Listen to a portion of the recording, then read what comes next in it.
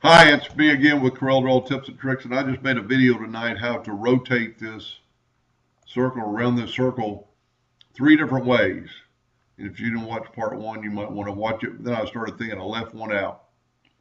If you will select this, and if you have 2018 and above, you can go fit object to path.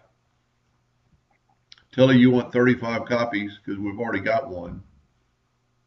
And you don't have to put in degrees, it's just going to do it. Equally spaced them out. Let's back up here and let's just say we want 3 copies. It spaced them out perfectly around that path.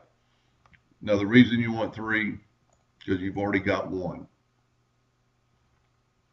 Now there's a lot of other things you could do with this. You don't have to group them. And all you have to do is select both objects. And now these aren't a group, they're individual lines. But if you wanted them a group, you check group all objects. And there's much more you can do with this. But when you're doing a circle, you don't need to rotate or anything and work that away.